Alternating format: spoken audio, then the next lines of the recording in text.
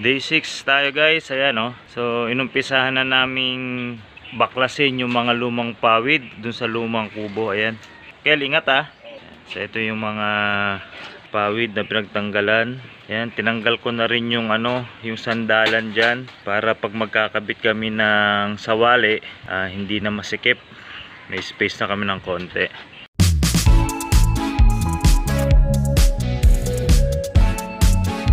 Kanina naglagay sa Uncle Idoy doon sa may taas doon nung yero para hindi tumulo kapag umuulan. Ayan.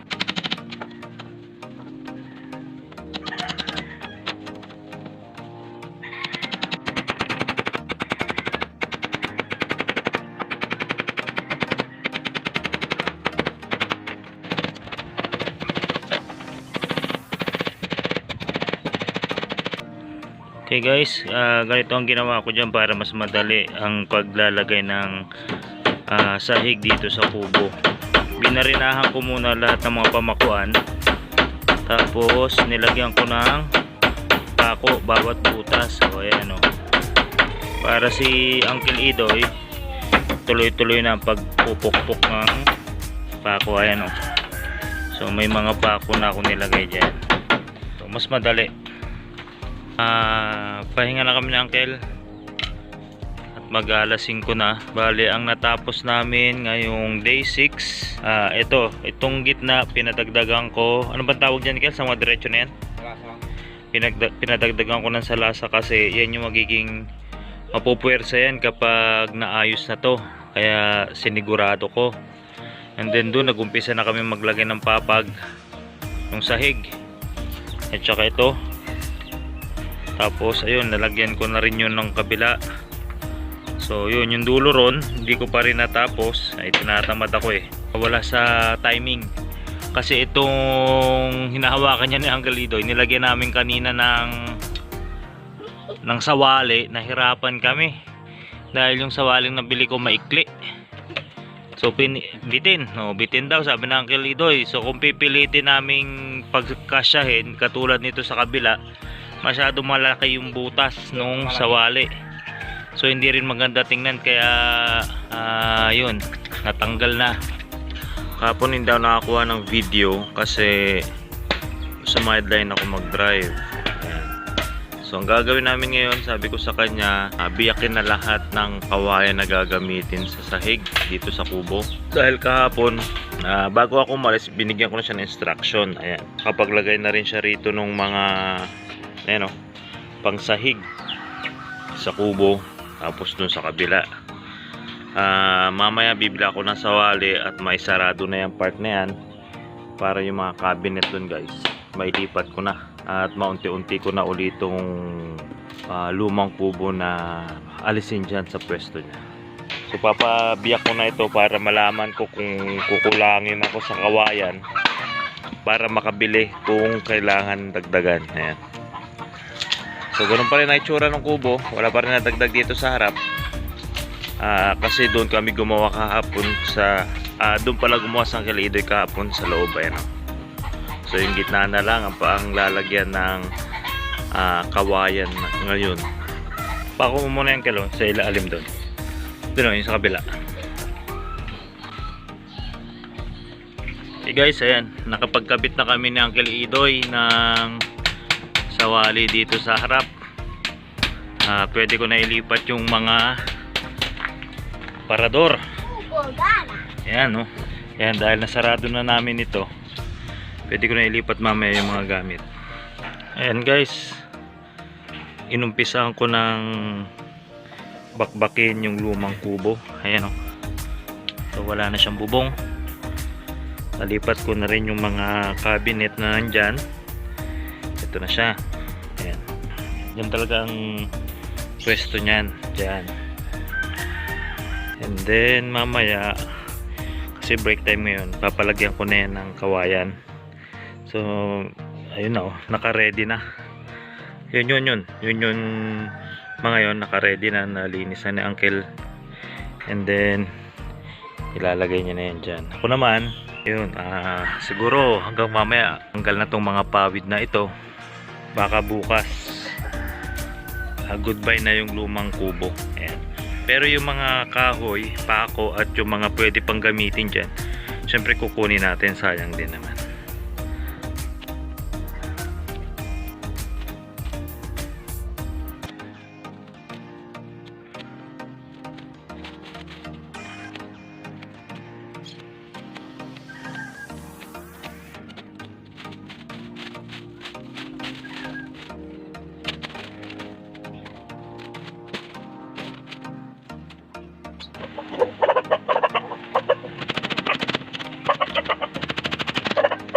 Pangilan na yan, Kel?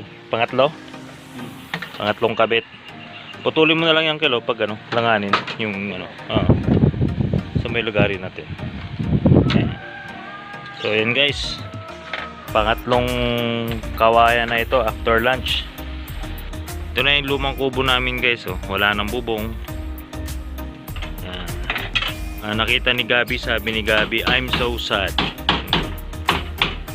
Kakambal lang kasi ni Gabi to eh. Simula nung maliit siya, ito na yung kanyang playpen. Ayan. Pero pinalitan namin ng mas malaki. Pero itong sahig na to guys, gagamitin natin to pandugtong dito. Kasi bagong palit to eh. Kakapalit ko lang to. So yun, idudugtong natin mamaya. Hindi pala mamaya, basta idudugtong natin pag may time. Sarap matulog dito guys, mahangin, malamig. Oh, ganito lang buhay dito sa probinsya. May bahay kami guys, ayan oh. Ayan, may bahay kami. Bato. Ayan, pinagawa namin, hindi pa tapos, na ubusan ng budget. Pero mas gusto ko matulog dito sa kubo. Mainit ang panahon, kakape pa kami. Mga 5 minutes, 3 o'clock na. Merienda muna tayo. Ayan. Coffee break. Day 8 na tayo. So ayan, nakikita na natin yung ganda ng ating kubo ni Mamu. Ayan, so may flooring na. Ayan, nabuwabanan na naman sa kalidoy. Ayan o. Sunod na gagawin namin bukas. Ayan. Ayan o. Ayan, dudugtungan na namin yan papunta roon.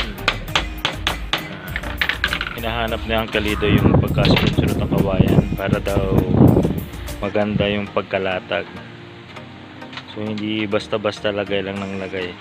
Pero hindi ito matatapos ngayong araw, ngayon day 8. Bale bukas, pero bukas saglit na lang to, tapos na. And then ayan oh. So kung mapapansin nyo yung lumang kubo, wala nang bubong, tinanggal ko na unti-unti. And then bukas, kung mabawasan ko pa yan bago mag alas 4:30 mamaya, bukas pwede na kami mag layout dito guys. So ito yung mga pawid tsaka yung mga kahoy, kawayan na pinagtanggalan ko ay nakakalat. Pero mamaya bago umuwi, lilinisin namin yan.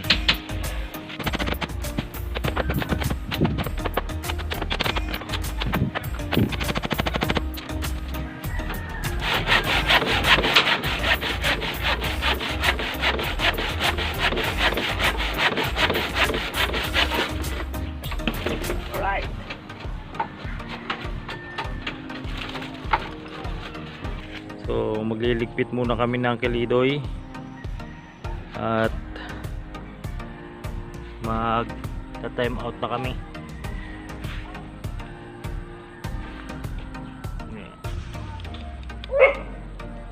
So linis time.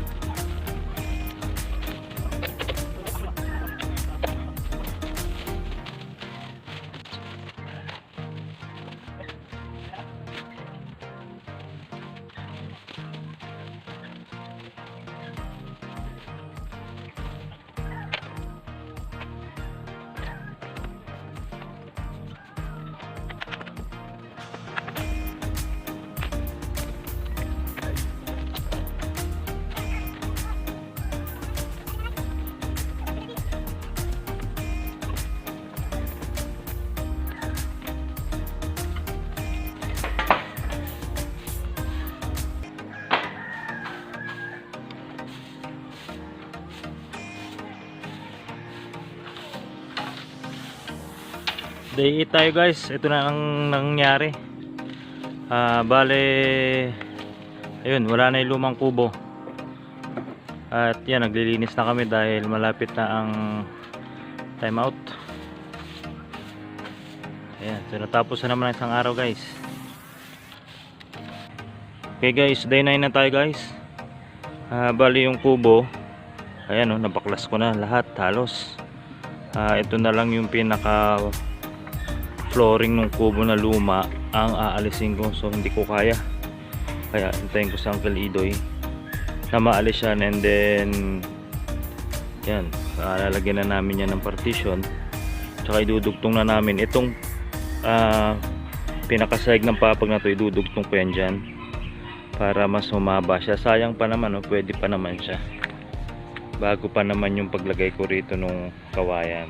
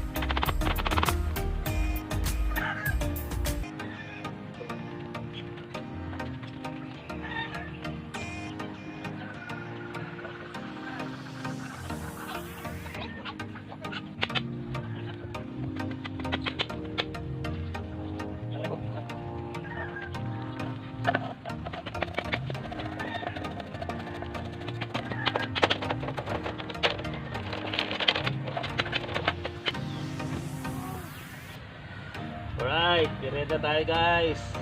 10 o'clock na. Uncle, tabi ka. 4-piece live ka kay Uncle Noy. 4-piece live.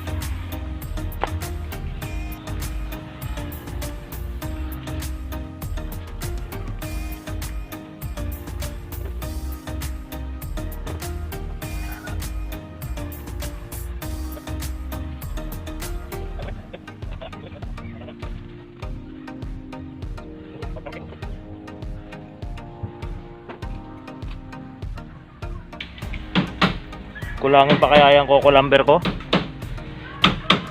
Naman kulangan, andun lang naman ako. Sabagay. Wala pa naman okasyon nun, di pa ako makikipag-inuman.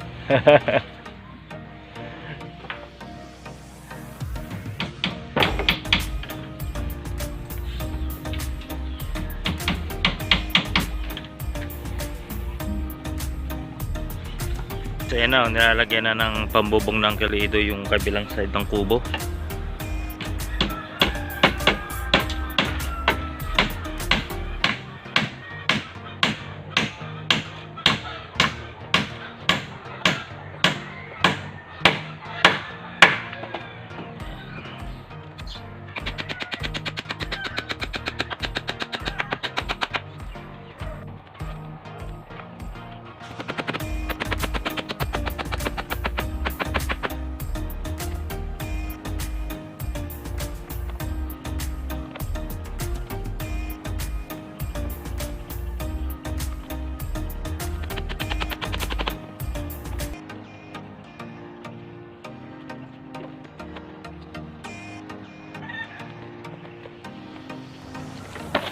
Merienda tayo guys, oh. Merienda ng mga tao sa probinsya. Kamuting kahoy tsaka mais. Tamis, sweet corn. Dahil mainit ang panahon, magkape tayo.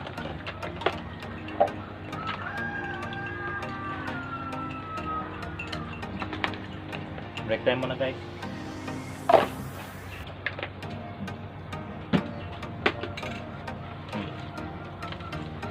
Rap, pili na kayo. Tamis daw eh, matamis na. Totoo ngayon nagbenta nito, sabi matamis daw. Oy, Malin, shout out. Babayaran ko to bukas. Sabi ko kasi, pag hindi matamis, hindi ko babayaran. Oo, no. Sabi niya matamis ha. Matabang pala. Pala? Hindi. Libre. Ah, tamis. Shout out, Doc Rodsi. Oh, kape tayo, Doc. Please don't forget to subscribe to my YouTube channel, Mr. House Husband, Utang na Loob. Subscribe na po kayo. Amo Jane, malapit na yung bahay mo. Ano na tayo ngayon? Day 9. Marami na kami nagagawa ng kilidoy, oh. Bukas tataw. Pwede nang umpisan yung pawid sa hapon. Mamaya gagawa ko ng mamaya yung pantali. Mayroon gabi. Meron ba doon? Meron pa? Hindi ako magbabayad. Hindi na? Kahit pusilwan. Sundot na lang naman eh. Hindi na. Ito guys yung ginagawang panali ng kilidoy, oh. Sa pawid. Ito ay uri ng kawain pero tinatawag na bayog. Mayroon. Bayog, hindi bayag, ha? Ayan, ito, ginagawa niya. Ito yung panali. Matibay ito, guys. Kahit ilang taon na, no, Kyle? Ilang taon? Ito yan. Ilang taon na, hindi pa mapuputol. Bulok na yung pawid. Bayog lang. Ito, bayog pa rin. Sariwa pa. Pinakamatibay na kawayan, bayog. Bayog. Maganda pang poste. Pero hindi pwede pampapag. Hindi. Lang ha. Pamposte, yan, maganda, bayog. Yung bayog kasi guys, ano yun? Maliit lang yung butas sa gitna. Makapal. Yung pang papag, malaki yung butas, Okay. manipis. Shout out sa mga co-teacher ni Teacher Jane, Teacher Amy, Teacher Ami, Teacher Grace. Oh, ayan, malapit na magawa yung rest house ni Teacher Jane dito. Pwede na kayong pumunta. Ayan pa kayo. Kamis, sarap. Okay guys, uwian na. Umuwi na sa Uncle Idoy. And then, ito pala yung nagawa namin ngayong day 9. Ayan. Kung mapapansin ninyo, yung lumang kubo wala na. Okay, and then hindi namin natapos yung pagkabit ng sawaling ito. Pinakabit ko lang para may cover. Kasi dyan ako natutulog. Ayan. So bukas, ito lalagyan na ng bubong ni Uncle Idoy. Ayan. Lalagyan ko rin ng upuan dito and then open na lang yan. Ayan. So yung nandito yung lumang kubo medyo baba siya ng konti. Ayan.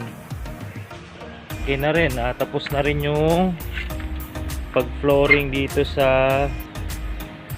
ano niya, sa lapag. Ayan. So ayan yung pinto. Ito coveran pa yan ng sawali. Ito yung foreman ko. Musta ka na, foreman? Are you okay? Yeah. Are you sure? Mm. Okay. I'm Gaga. You're gagab? Yeah. Okay. Ayan, so day 9. Ang huling vlog ko nito guys, siguro yung tapos na. Hindi ko masusure kung matatapos to, depende sa budget. Mamu, ito na yung bahay mo, yung rest house ng Pangasinan. Okay, so yan yung mga kalat. So please don't forget to subscribe my YouTube channel. Thank you guys. Stay safe, ora et labora. Thank you. God bless.